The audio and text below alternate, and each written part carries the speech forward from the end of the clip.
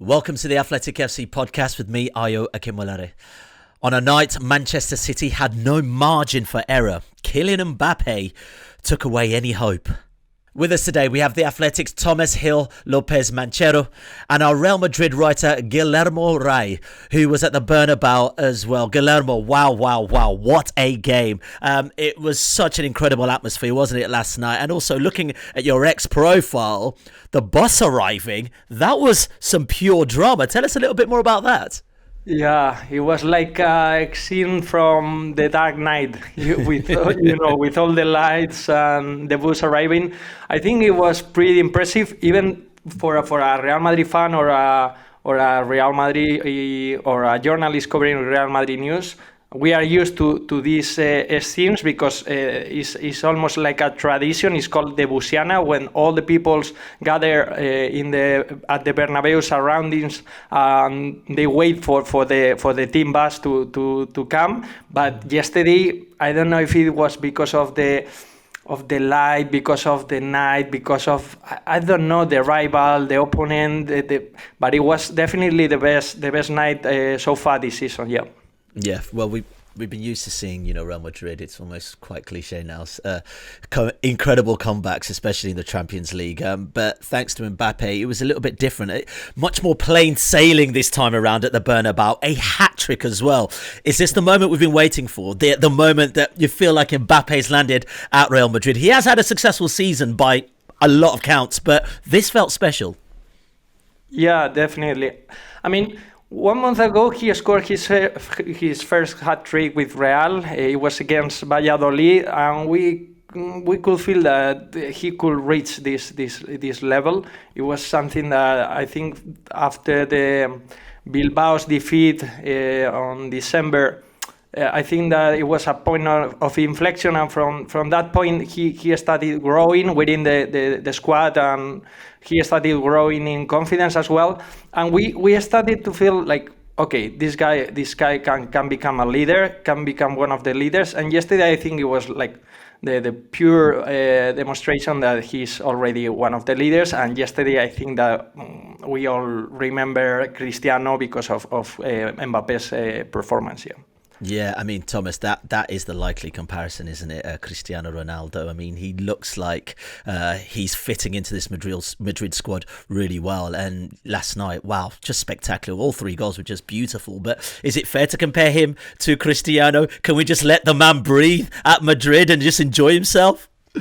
Yeah, I mean, I think it is fair. Like you say, Ayo, it seems a bit unfair because Ronaldo, you're talking about one of the greatest players of all time, but then Mbappe was kind of signed to scale those heights, and at Madrid those expectations are so much higher than at other clubs. I think it is fair to compare them because Mbappe, I think, is now on 28 goals for the season, just 5 off Ronaldo's total in his debut campaign with Madrid in 2009 to 10. So yeah, the comparisons are fair, and he seems to be justifying it now. It just seems crazy that we were ever questioning a player who did have his initial struggles at Madrid, but now is in the best form of his career yet at Madrid.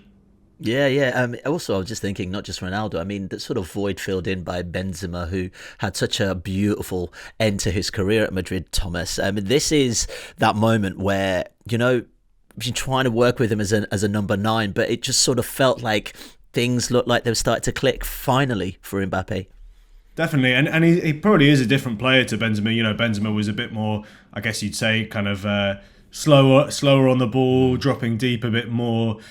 But Mbappe has similar things to Benzema. I think in terms of the goal scoring, definitely. I think all 3 of those finishes last night demonstrated his quality in different ways. You kind of had the really controlled finish for that lob for the first goal. You had the close control for the second. The third one was definitely Ronaldo-esque. I know that Guillermo in his piece this morning compared it to a goal Ronaldo scored against Sevilla when he was in Madrid. So yeah, it all seems to be coming together for him.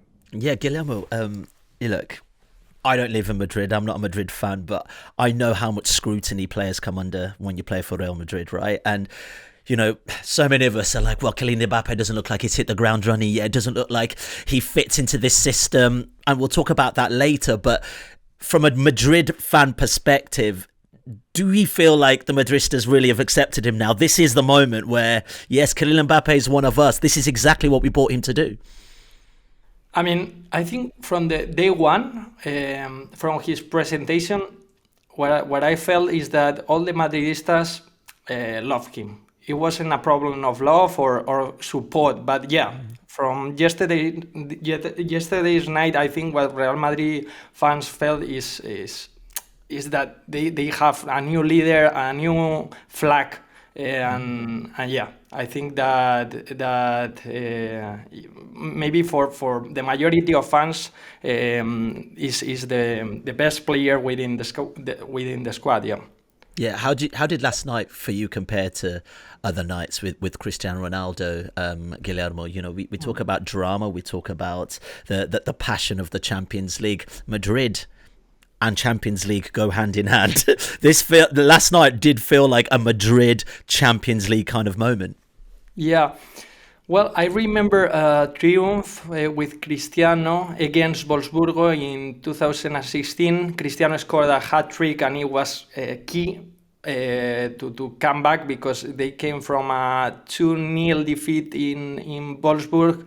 They have to do this comeback. He scored 3 goals. Real Madrid go through the next phase. I think was quarterfinals, if I'm not wrong. So I think that there are some moments in which you really need like the leaders to step up, and I think yesterday Mbappe did that. Like it was what Real Madrid need at that moment and at that precise moment, and is when it's most needed. I must say that in this season we don't have to go so far in time. I think that Vinicius has done pretty good performances as well. For example, he scored a hat-trick against Borussia Dortmund just a few months ago in this season. But I think it's not the same feeling. Like with Vinicius, we are talking here about a magnificent player, probably the best last year. Depends on who you ask, right? But don't ask Rodri, no? Yeah, or City fans, I can understand. Or Guardiola, you know. But when we talk about Mbappe, we are talking about a player who can score easily 5 goals in a game, and we wouldn't be really surprised because he has this capacity. I think his goal scoring is the best in the world. Maybe Haaland is close to him, but there is nobody above him. So I think it's what he shown yesterday, basically. Yeah. Thomas, we have to talk about Manchester City. I know we're going to move on, but I mean, how much did they play into Real Madrid's hands yesterday? I mean, we think about the first goal and the sort of carelessness from Diaz, you know, trying to knock the ball down, header it, and then missing it, and it just felt so calamitous. Did they play into Madrid's hand? Did they make it look easy for Madrid? Oh, 100%. I mean, as you mentioned there, yeah, Diaz for the first goal, that's not the kind of defending we're used to seeing from such an experienced centre-back like him. Even for the second goal, Guardiola being left on the floor by Mbappe. But even in the build-up to it, it's just so easy for Rodrigo to latch onto that loose ball and pass it off to Mbappe. I think there was a telling stat that our colleague Anantajith flagged in one of the Slack channels we were in about them only winning 32.3% of their duels in the first half, which was their worst in a Premier League or Champions League first half this season. It kind of sums up the problems for Guardiola's side, and yeah, they totally played into Madrid's hands. I think for teams to succeed at the Bernabeu on the rare occasions that they do, they need to have a clear plan, they need to stick to it, but they also need to rattle Madrid a bit, and they need to rise above that atmosphere that's created on big Champions League nights, and City just didn't do that at all. They couldn't lay a glove on Madrid. Admittedly, Madrid's front four were all in perfect harmony, which happens, and that's hard to counter. But City have their own players. Having Haaland out, the starting lineup clearly affected them. But yeah, they didn't lay a glove on Madrid. Yeah, Guillermo, is there some slight smiling from Madrid fans that Guardiola, the great Guardiola, just can't put up the punches anymore this season, especially against a team like Real Madrid? You know, think about the old Clásicos for sure between Madrid and Barcelona, but there's got to be some beautiful, sweet smiles right now in Madrid. Yeah, it's strange because maybe for an outsider, we could say, okay, the biggest opponent for a Real Madrid fan is Erling Haaland because he's like the best player at Man City. But when the Man City bus came, or the Man City coach came to the Bernabeu, the first moment that Real Madrid fans saw the team, Man City, they were chanting against Pep Guardiola. It's like it's always like that. It's like I think that the greatest rival Real Madrid has had in the last seasons. And when Real Madrid, I think it was 3-0 in the minute more or less 70, more or less, Real Madrid fans started chanting, Guardiola stay, Guardiola please stay. So I think that they are always focused on how Guardiola reacts. There is like a curious relationship between the Real Madrid fan base and Guardiola, between the Bernabeu and Guardiola, obviously because Guardiola in the past has made a lot of suffering to the Real Madrid fan base, and obviously to see Guardiola like that, like really suffering and below his standards, I think have made Real Madrid fans a bit happier. Yeah, definitely. Okay, let's move on, because next we'll assess Real Madrid's chances of once again going all the way in the Champions League. Now, joining us to talk about the brilliance of the Frenchman, we have our French football writer, Tom Williams. Tom, great to have you with us. Look, on Tuesday, you published a piece focusing on Mbappe's speed, and you described it as speed has been part of Mbappe's footballing armoury ever since his very first steps in the game. But how he has used it and how it has been utilised by his various coaches has been a process of constant evolution. Yeah, talk to us about that. How has his speed evolved from Monaco to PSG and to now Real Madrid? And we saw him score a hat-trick last night. Yeah, I mean, he's kind of come full circle in a way, in that the piece looks mainly at how the different clubs that he's played for have used him and sought to utilise that remarkable pace that he has, which he's always had and which has always been one of his main weapons as a footballer. We go back to his breakthrough season at Monaco 2016-17, and he generally played in a 4-4-2 alongside Radamel Falcao. The first version of Mbappe that the world ever saw, or certainly in club football, was as a centre forward.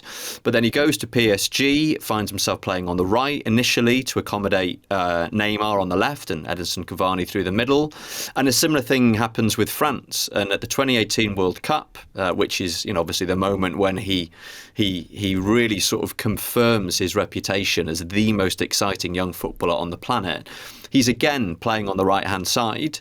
And what happens over the course of his time at PSG is that as he gets older and as his influence within the club and in the changing room grows, he begins to realise that actually he'd quite like to play on the left-hand side. And so that's the story of what happens to Mbappe at PSG. That the seasons go on, and some coaches try to play him at centre forwards. Thomas Tuchel had this idea that it was possible to fit all the kind of superstars in the same starting 11. So you had Mbappe and Icardi up front with Neymar and Di Maria on the wings, and sometimes it worked and then sometimes it was a disaster.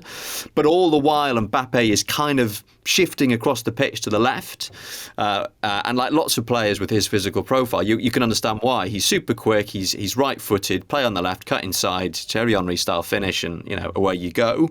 But one of the things that happened at PSG was that he kept being asked to play at centre forward.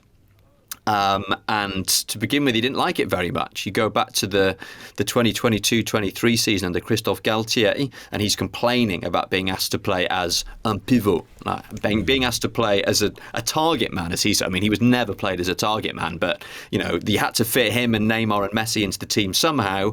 Mbappe's obviously going to be the guy who plays through the middle, and at that time, he talked about how much he loved playing for France because he had freedom. He was out on the wing. It was all, really nice and smooth. And at PSG, I have to play there with my back to goal, etc., etc.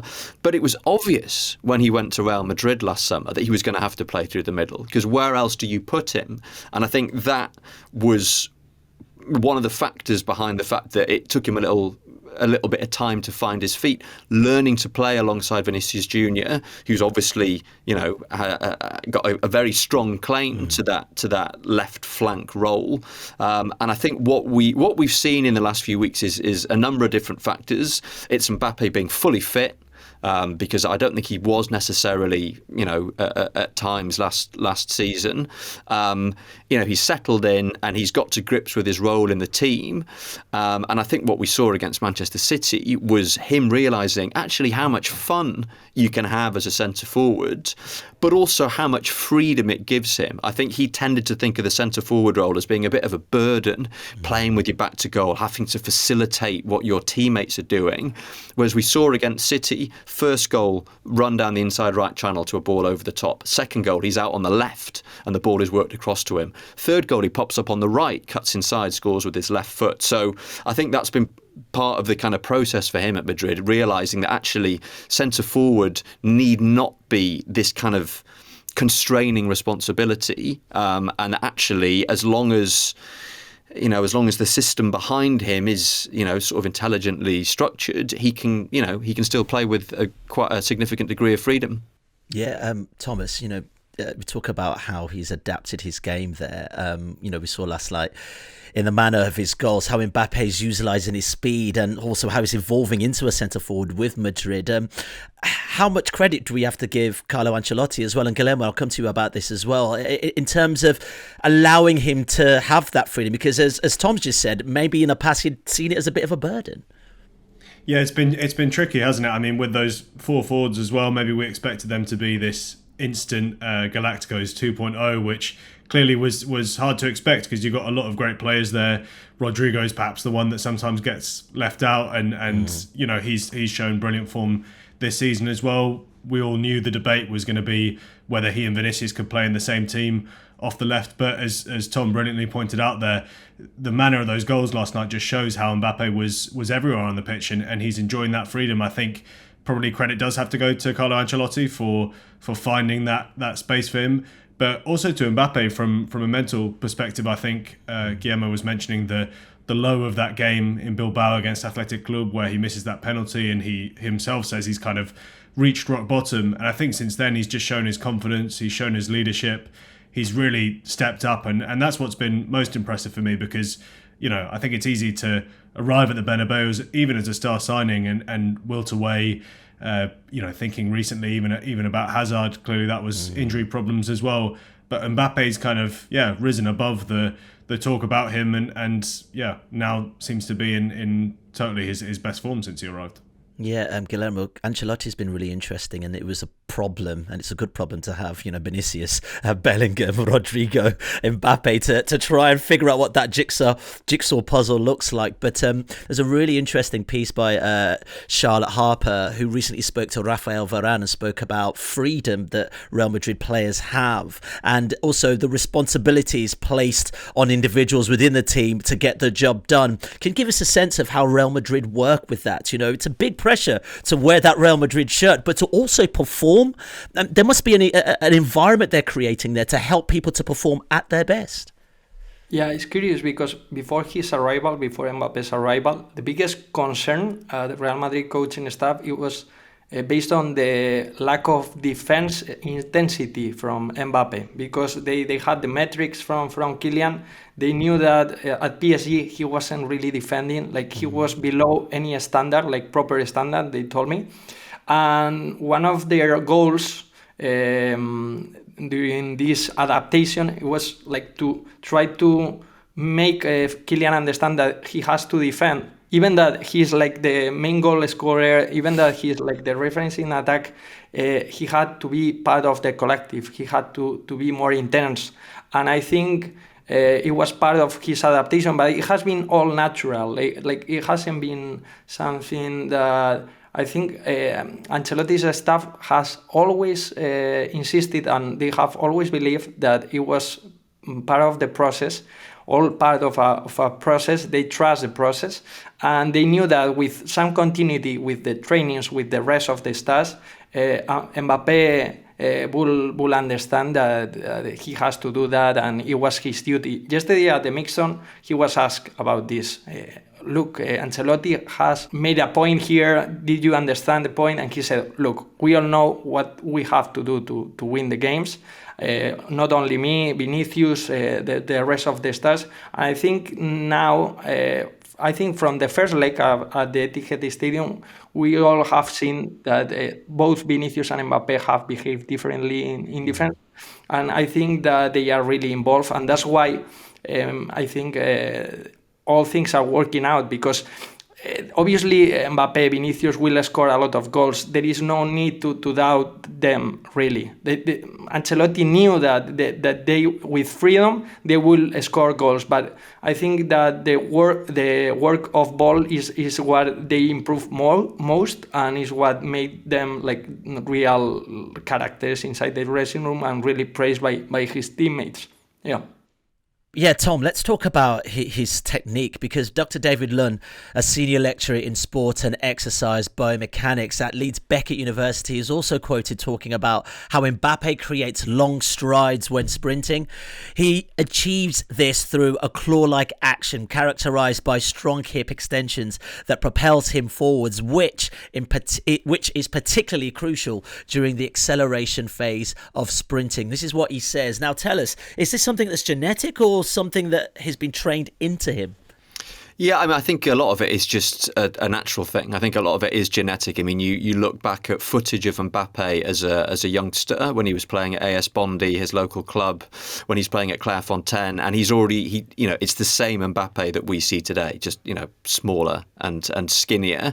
But I'm not sure how much specific sprint work he's done over the course of his career, but I'm sure that he has made advances in terms of the way that he runs. I'm sure the coaches that he's worked with have helped him with that. But I mean, coaches I spoke to for the piece said, well, you can't really teach a fast player how to run quickly, because he's already kind of got that. But this analysis that Dr. David Lunn did for The Athletic was really interesting, and he looked at clips of Mbappe from different stages of his career, and one thing that he flagged was that if you watch Mbappe in a foot race with a defender, which is something we see quite frequently, very often Mbappe and the defender will make exactly the same number of strides in the same number of time, but Mbappe will get to the ball first, will leave the defender for dead, and it's because he has a longer stride length. That's one of the reasons that he is so quick. It's sort of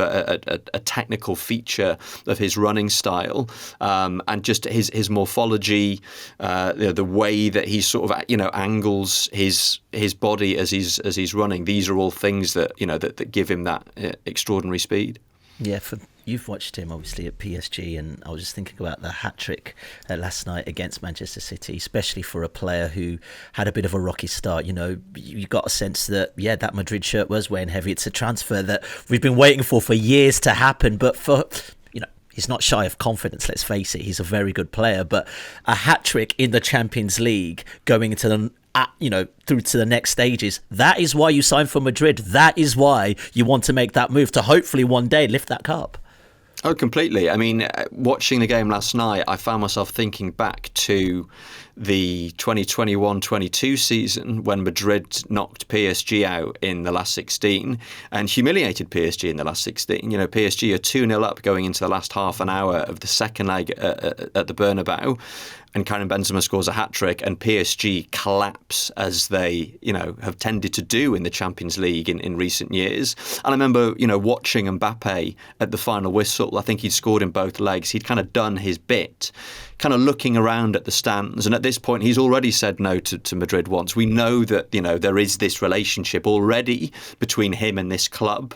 And that was, a very painful demonstration to him of what clubs like Real Madrid are capable of doing in the Champions League, what Real Madrid specifically are capable of doing in the Champions League, and this glass ceiling that PSG are just kind of continually butting their heads against year after year after year. And then last night, he's the guy in the white shirt. He's the guy scoring the hat-trick. He's the guy making the very expensively assembled collection of footballers that his team are playing, look like a bunch of school kids. And that's what he went to Madrid for. And it's, been one of the most sort of curious kind of courtships in recent football history. We've all known that Mbappe was going to end up at Madrid one day. Madrid knew, Mbappe knew, everyone involved knew, and it's taken a little bit longer than perhaps we would have anticipated for it to happen, but now it has happened.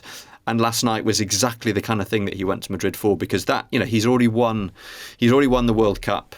He's already won everything he could ever want to win in French football. He's already a superstar. The one thing that he hasn't yet done is win the Champions League, and he's gone to Madrid to be a superstar, to win not just one but multiple Champions Leagues, and to win the Ballon d'Or. And I think, modern footballers care more about the Ballon d'Or than I think football fans and football journalists do, but it is nevertheless a really big, motivating factor. And I think scoring a hat-trick, and such a brilliant hat-trick in such a big game, is the kind of thing that is going to move him very squarely into Ballon d'Or contention.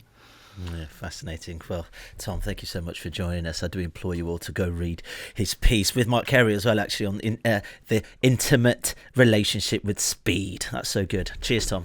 My pleasure. Thanks very much, guys. Right, Guillermo, last season Real Madrid lifted their 15th European Cup, Champions League.